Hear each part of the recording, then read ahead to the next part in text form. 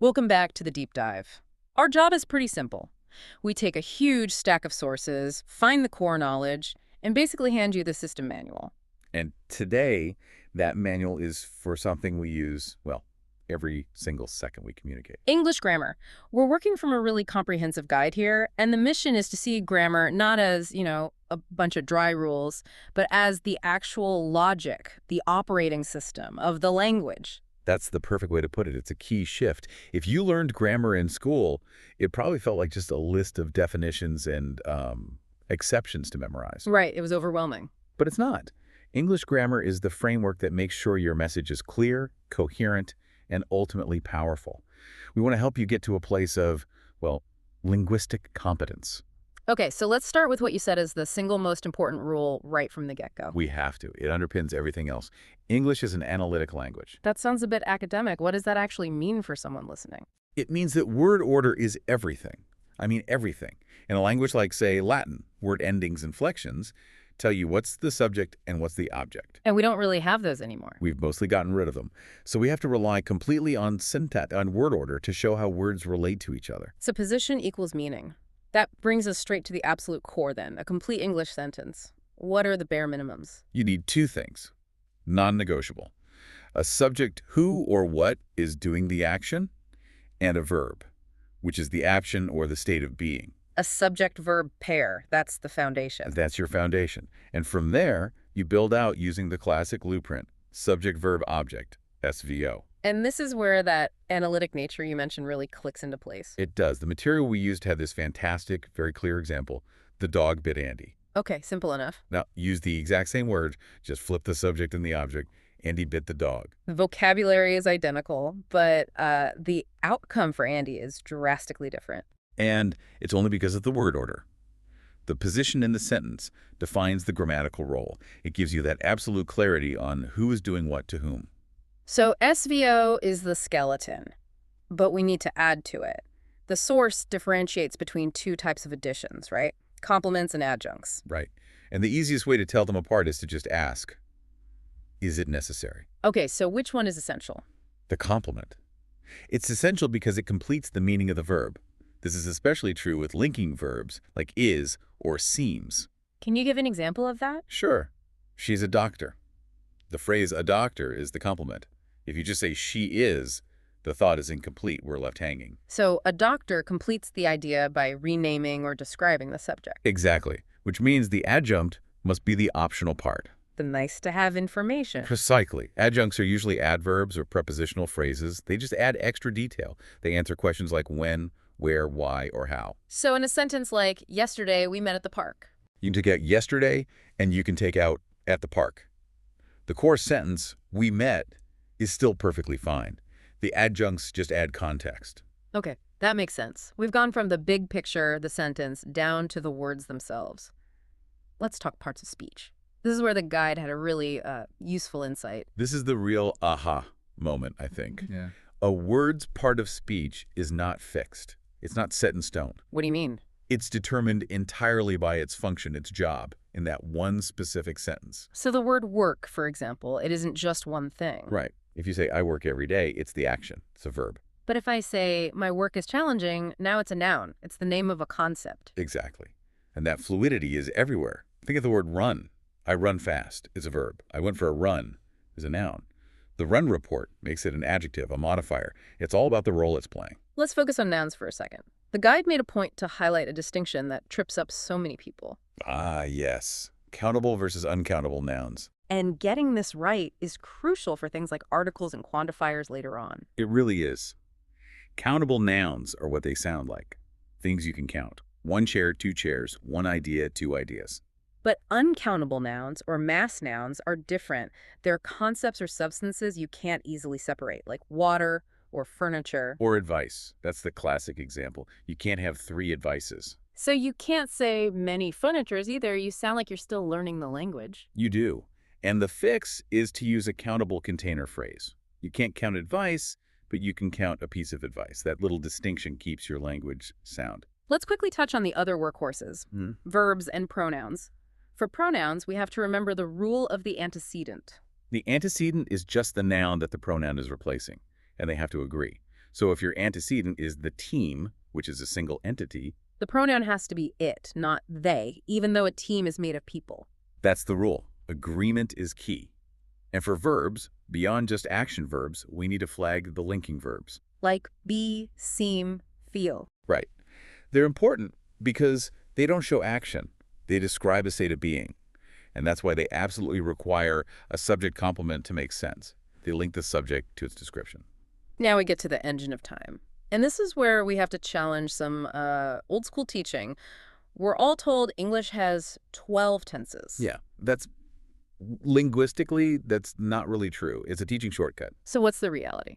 The reality is that English only has 2 true tenses, based on how the verb itself changes.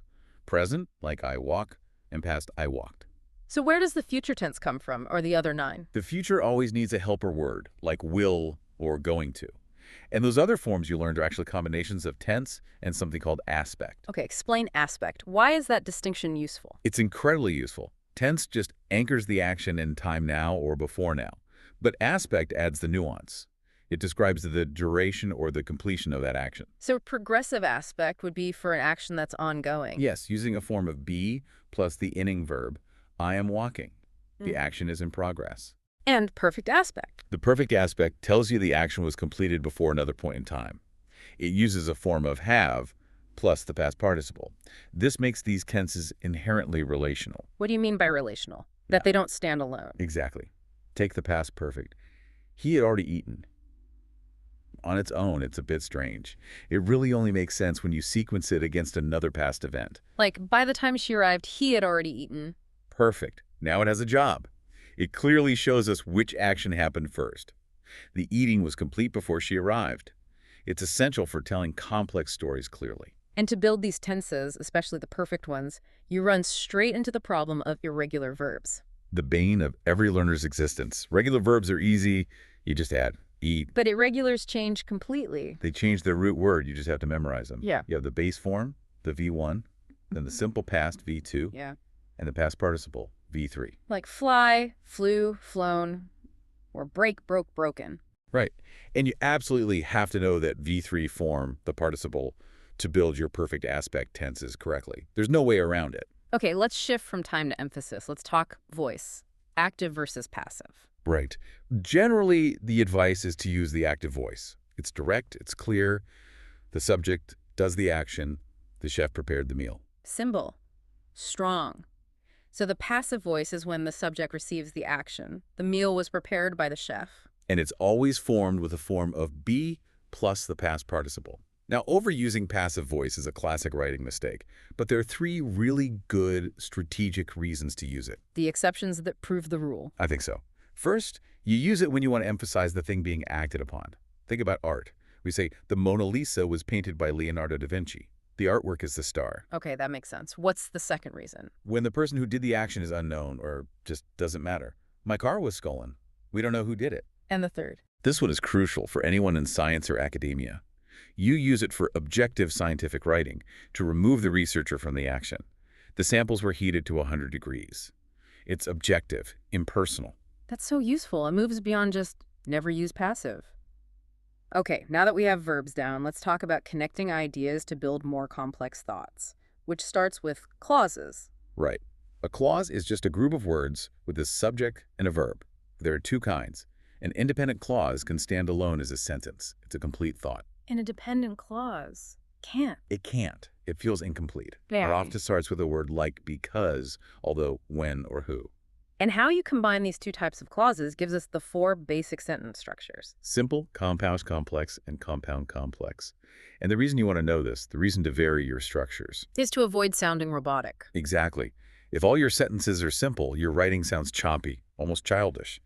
Using complex structures where you link ideas logically is what creates a sophisticated and engaging voice. Speaking of connecting ideas, let's get into conditional sentences. This is how we talk about hypothetical scenarios. And the sources break them down into 3 main types, based on their connection to reality and time. First is the zero conditional. This is for general truths, facts. Right. If you heat water, it boils. It's always true. Then you have the first conditional, which is for real possibilities in the future. If you study, you will pass. A likely outcome. A very likely real possibility. But then we move into the unreal. The second conditional is for hypothetical situations in the present or future. Like, if I were a billionaire, I would buy a boat. Perfect example. And notice you said, if I were. That's the subjunctive mood. It's a little grammatical flag that tells the listener this is an unreal situation. That's a detail that really shows you know what you're doing. And the last one, the third conditional, the language of regret. Yes, it's all about looking back at the past and imagining a different outcome. If they had prepared, they would have won. It's about a past that didn't happen. Combining that past perfect, had prepared, with would have won. It's complex, but it lets you talk about hypotheticals with real precision. It does. And building on that complexity, we have to talk about reported speech, how we tell people what someone else said. And the number one rule here is tense backshift. It is. If you're reporting verb like said or told is in the past, you have to shift the tense of what was said one step back in time. So if someone says, I work in a bank, which is present tense. You report it as, he said he worked in a bank. Yeah. Simple past. Present perfect shifts to past perfect and so on. Exactly. And you also have to change words that relate to time and place. Now becomes then, tomorrow becomes the next day. Okay, let's wrap up with polish and clarity. Punctuation, the traffic signals, let's focus on the tricky ones. The semicolon and the colon. The semicolon has two really powerful uses. The first is to join two very closely related independent sentences. It's a bit more elegant than just using and or but. And the second use is a real lifesaver. It is. It's for cleaning up complex lists. If the items in your list already have their own commas. Like a list of cities and states or cities and countries. Right. You use the semicolon as a kind of super comma to separate the main items. Speakers from Paris, France, Tokyo, Japan, and Rome, Italy. Without that semicolon, the list is just a jumble of words. Okay, what about the colon? What's the non-negotiable rule for using a colon? A colon introduces something. A list, a quote, an explanation. But the text that comes before the colon absolutely must be a complete sentence. You can't stick it after a fragment? Never. A sentence like, she had one goal, to win, is perfect. The part before the colon stands on its own. Got it. And the apostrophe, two jobs only. Possession, like the cat's toy, and contractions, like it's... Anything else is a major error. Which brings us to the credibility killers, the mistakes that just instantly undermine your writing. Let's start with the one that sneaks past everyone. Subject-verb agreement. The trap is always a prepositional phrase that comes between the subject and the verb. Give us the classic example. The list of new items is on the table. Your brain sees items right before the verb and wants to say are. But the subject is list, which is singular, so the verb has to be is. You have to mentally cross out those extra phrases to find the true subject. My favorite section. The accidentally hilarious dangling and misplaced modifiers. These are great. This happens when a descriptive phrase isn't next to the thing it's supposed to be describing. The example we found was perfect. Running for the bus, my bag fell. Which implies your bag was running for the bus.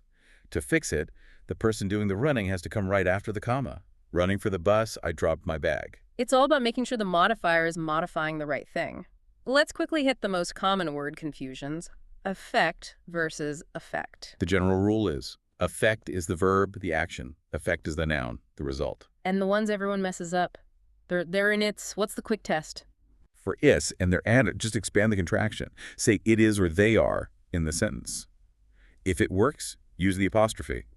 If you're showing possession, it's collar, there is no apostrophe.